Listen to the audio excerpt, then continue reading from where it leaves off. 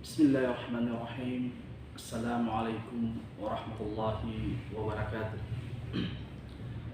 Innal hamdalillah nahmaduhu wa nasta'inu wa nastaghfiruh wa na'udzu billahi min shururi anfusina wa min sayyiati a'malina.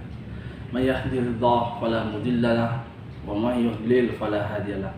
Wa asyhadu an la ilaha illallah wahdahu la syarika lahu wa asyhadu anna Muhammadan abduhu wa rasuluh. Amma ba'd. Alhamdulillah, segala puji bagi Allah yang telah memberikan kita nikmat iman dan nikmat Islam. Salawat dan salam kita curahkan kepada junjungan kita Nabiullah Muhammad SAW beserta keluarga dan sahabat beliau. Sahabat Ibrah yang dimuliakan oleh Allah Subhanahu wa taala, kita berjumpa lagi di pertemuan kali ini, tepatnya di hari Selasa tanggal 31 Agustus, di akhir bulan Agustus 2021 Masehi. Baik, untuk kesempatan kali ini kita akan membahas tentang bagaimanakah hukum salam tempel dan traktir, atau fikih meminta atau aswal. Baik, apa hukumnya meminta-minta? Apakah minta salam tempel atau angpau, THR, minta traktir teman, termasuk dalam mengemis dan terlarang? Baik, apa itu soal? Soal berasal dari kata kerja sa'ala, berarti meminta pemberian sedekah, memohon, bertanya. Secara istilah soal atau meminta berarti bertanya tentang suatu ilmu atau yang mengantarkan pada ilmu, atau meminta harta. Istilah yang terkait dengan soal itu ada beberapa jenis. Ada 4. Yang pertama, az-zahazah.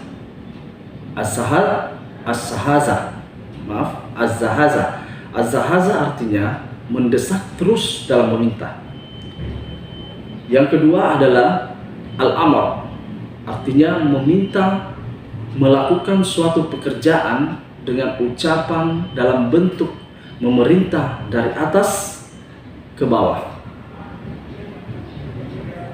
Istilah yang ketiga adalah ad-du'a, artinya meminta melakukan suatu pekerjaan dari bawah ke atas. Jadi kebalikan dari al-amr. Ad-du'a merupakan bentuk dari as-su'al. Dan yang terakhir, yang keempat adalah al-iltimas. Baik, al-iltimas artinya meminta melakukan suatu pekerjaan dari pihak yang levelnya sama. Jadi itu tadi istilah dari as-su'al. Bagaimana tentang hukum taklifi? Hukum meminta-minta berbeda-beda tergantung keadaan orang yang meminta dan jenis permintaan. Yang pertama, soal yang artinya bertanya. Bertanya dalam rangka at-tabayyun atau klarifikasi dan belajar yang mencakup masalah agama atau masalah dunia. Ini adalah suatu yang diperintahkan atau perkara mubah yang sesuai dengan keadaan yang diminta. Kedua, soal bertanya antara orang yang berilmu dan orang yang berbicara. Ini bentuknya ada 4. Yang pertama, seseorang yang berilmu bertanya pada yang berilmu lainnya. Yang kedua, seseorang murid yang belajar bertanya pada murid lainnya. Yang ketiga, seorang yang berilmu bertanya pada muridnya. Dan yang terakhir, seorang murid yang belajar bertanya pada yang berilmu atau gurunya. Bentuk pertama, kedua, ketiga, jawabannya jika ia ketahui, hendaklah memberikan jawaban. Bentuk keempat ini ada rinciannya lagi, yaitu yang pertama, jika memiliki ilmu, wajib untuk menjawab. Kedua, tidak wajib menjawab ketika dalam keadaan jika pertanyaan tidak ditujukan kepadanya, ataukah keadaan permasalahan ijtihadiyah yang tidak ada dalam dalil. Ketiga, soal atau meminta hajat atau kebutuhan. Islam memerintahkan untuk menjaga kehormatan diri. Seorang muslim tidak boleh menghinakan diri. Seorang muslim tidak boleh meminta-minta sedekah atau menampakkan diri sebagai orang yang meminta-minta. Orang yang berkecukupan atau punya kemampuan untuk bekerja dilarang meminta-minta. Meminta-minta di sini yang dimaksud adalah meminta zakat, sedekah sunnah atau kafarat. Orang yang meminta-minta atau menampakkan diri sebagai orang yang butuh seperti ini tidak halal mengambil harta yang diberi. Jika seseorang butuh pada sedekah, di mana ia termasuk orang yang butuh karena fakir, memiliki penyakit kronis, atau tidak mampu bekerja, ia boleh meminta-minta sesuai kadar kebutuhannya dengan syarat: pertama, tidak menghinakan diri. Kedua, tidak mendesak-desak saat ia meminta.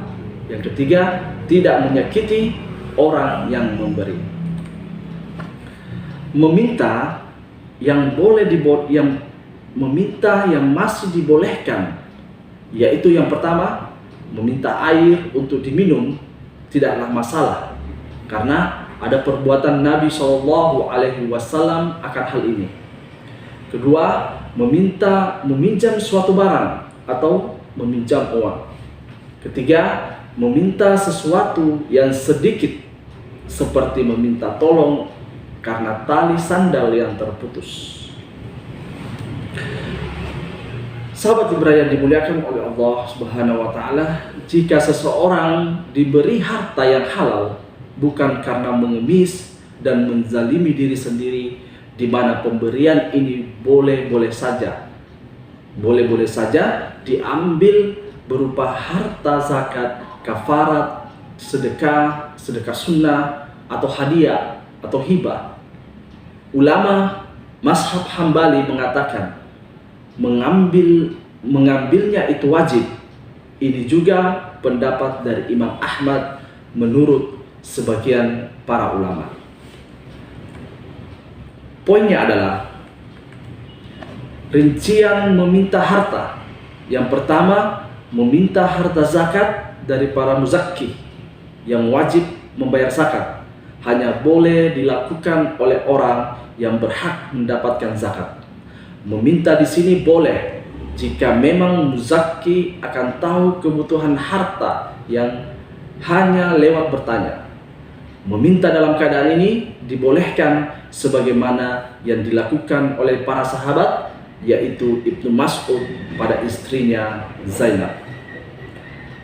Dari Zainab Ats-Tsaqafiyah, istri Abdullah bin Mas'ud radhiyallahu anhu, ia berkata, Rasulullah sallallahu alaihi wasallam bersabda, "Hai kaum wanita, bersedekahlah kalian walaupun dari perhiasan kalian."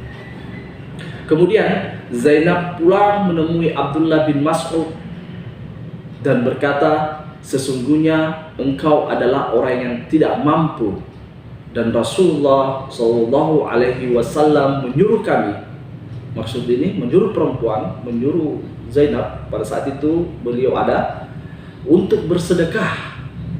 Pergilah dan tanyakan kepada beliau, apakah aku diperbolehkan memberikan sedekah untukmu?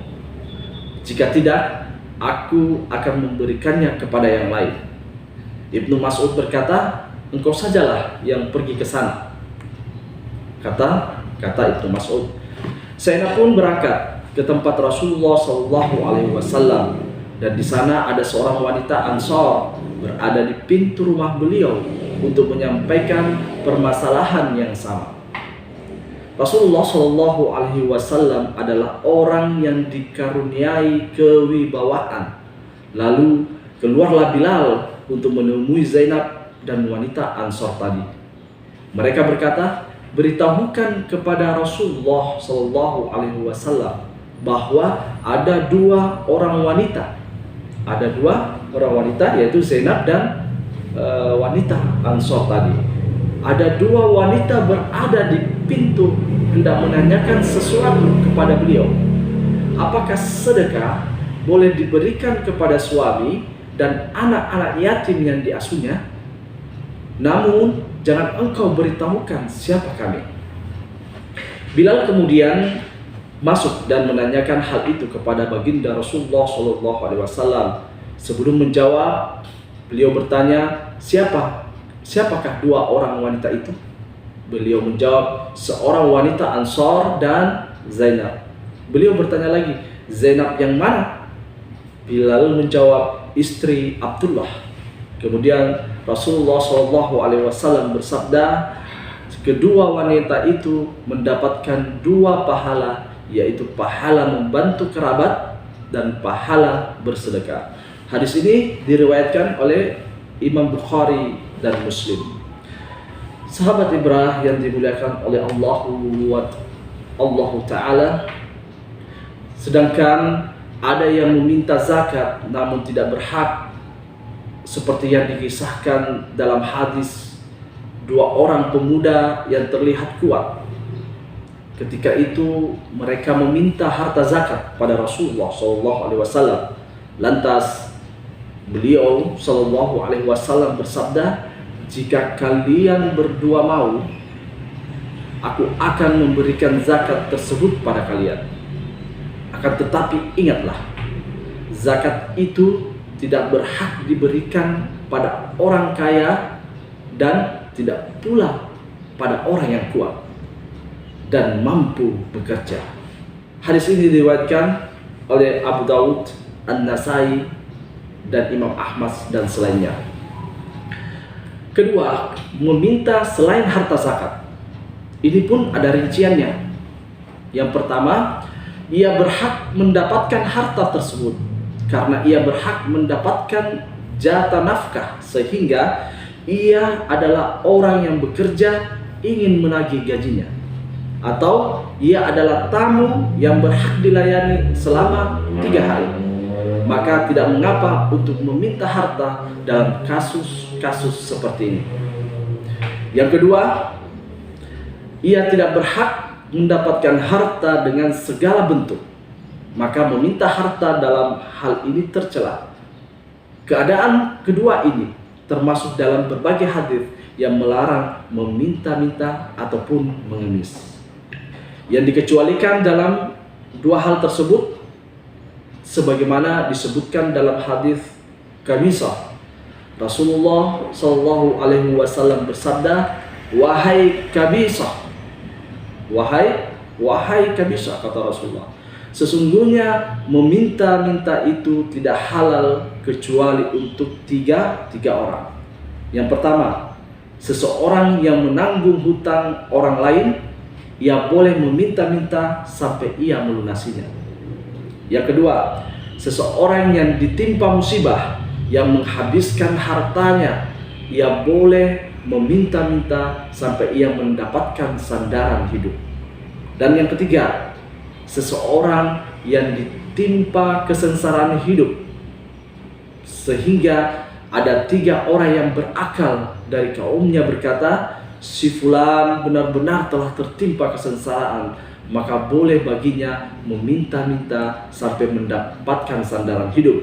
Meminta-minta selain 3 hal itu, wahai Kabisah, kata Rasulullah, adalah haram, dan orang yang memakannya berarti memakan harta yang haram.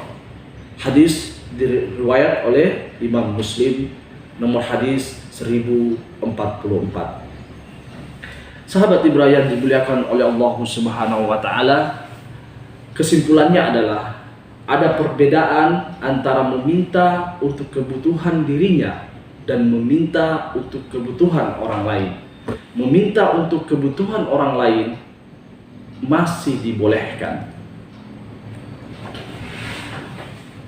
Baik, terlarangnya mengemis atau meminta-minta pada manusia ini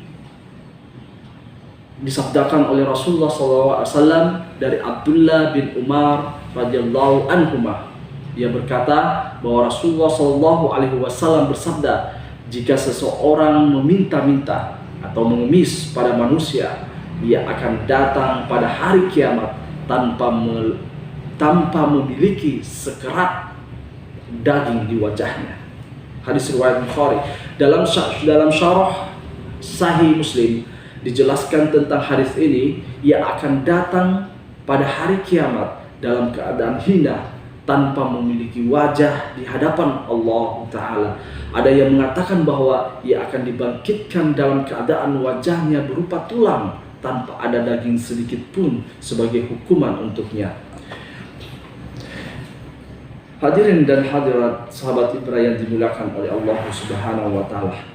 Inilah ancaman yang dijelaskan oleh Rasulullah SAW ketika kita meminta-minta kepada manusia. Yang dimaksud dengan meminta-minta yang tercela adalah bukan dalam keadaan darurat dengan maksud memperbanyak harta, bukan karena kebutuhan. Dari Abu Hurairah radhiyallahu anhu, Rasulullah SAW bersabda, siapa yang meminta-minta harta pada manusia untuk memperbanyak harta bukan karena kebutuhan, maka ia berarti meminta bara api, maka sedikitkan atau perbanyak. Hadis riwayat Muslim. Ada pula hadis dari Abu Hurairah radhiyallahu anhu, Rasulullah SAW bersabda, andai engkau pergi mencari kayu bakar dan memanggulnya di atas punggungnya, sehingga dengannya ia dapat bersedekah dan mencukupi kebutuhannya, atau supaya tidak meminta kepada orang lain, itu lebih baik daripada ia meminta-minta kepada orang lain, baik akhirnya orang itu memberinya atau menolak permintaannya. Sesungguhnya tangan yang di atas itu lebih utama dibanding tangan yang di bawah. Mulailah atau nafkahkan dari orang-orang yang menjadi tanggung jawabmu. Hadis riwayat Bukhari dan Muslim. Di hadis yang lain dari Hubsi bin Junadah radhiyallahu anhu, ia berkata bahwa Rasulullah SAW bersabda, barang siapa meminta-minta dirinya tidaklah fakir, maka ia seakan-akan memakan bara api.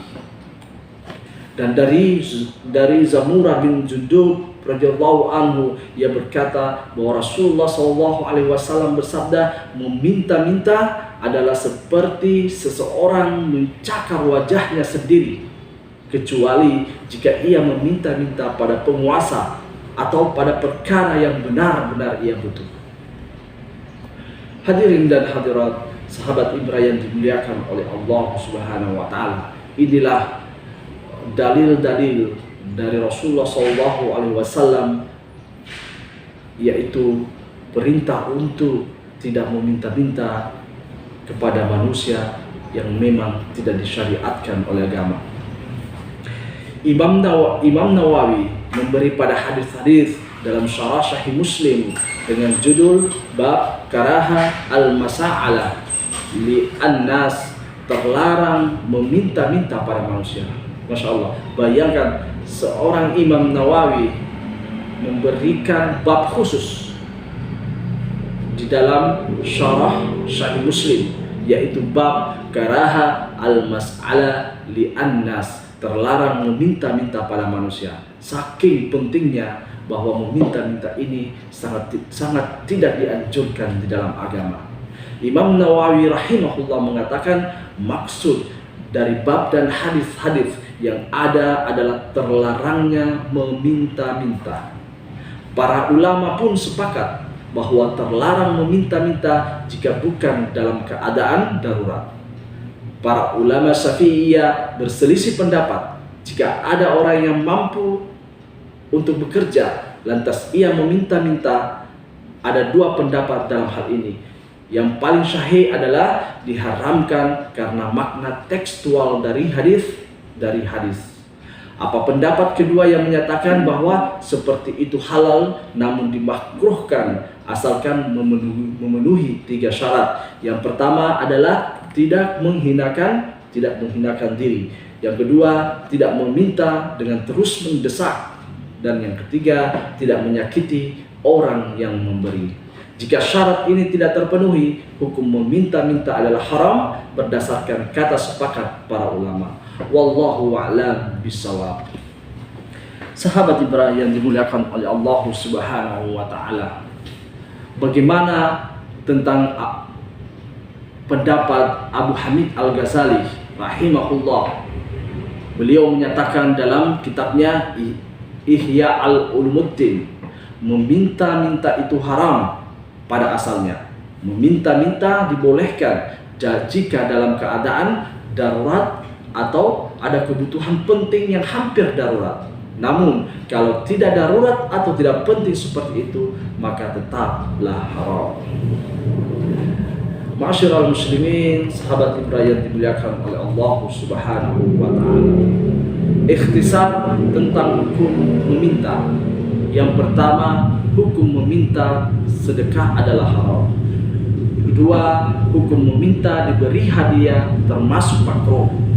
Meminta-minta saling tempel atau meminta ditraktir teman termasuk dalam meminta-minta hadiah. Meminta ditraktir teman termasuk dalam meminta-minta hadiah. Yang ketiga, meminta dalam hajat dunia seperti tolong dong ambilkan kursi di pojok sana gitu. Permintaan seperti ini tidak masalah. Ini termasuk meminta tolong dalam perkara umum. Seperti halnya pula meminta tolong untuk diambilkan air wudu. Ini dihukumi mubah atau boleh. Mari kita coba sedikit mengutip dalam kitab Safinah An-Najah, disebutkan oleh Syekh Salim Al-Hadrami. Syekh Al-Hadrami yang beliau mengatakan meminta tolong dalam bersuci ada 4 keadaan, yaitu pertama mubah, khilaful aula atau menyelisihi yang lebih utama, makruh dan wajib. Yang mubah adalah meminta mendekatkan air. Yang khilaful aula adalah meminta menuangkan air ke arah anggota wudhu. Yang makruh adalah bagi orang yang meminta disucikan anggota wudhunya oleh orang lain. Dan yang wajib adalah bagi orang sakit yang lemah. Hadirin dan hadirat sahabat Ibrahim yang dimuliakan oleh Allah Subhanahu wa taala. Kesimpulannya tentang hukum meminta salam tempel dan traktir itu, yang pertama adalah untuk memulai meminta sebaiknya jangan. Dan kedua, jika diberi jangan ditolak. Ingatlah sabda Nabi SAW, sesungguhnya tangan yang di atas itu lebih utama dibanding tangan yang di bawah. Semoga bermanfaat dan semoga kita bisa menjauhkan diri kita dari perilaku meminta-minta kepada manusia tanpa dalam keadaan darurat. Kita akhiri dengan kafaratul majlis. Subhanallah wa bihamdi wa astaghfiruka wa atubu ilaih. Assalamualaikum warahmatullahi wabarakatuh.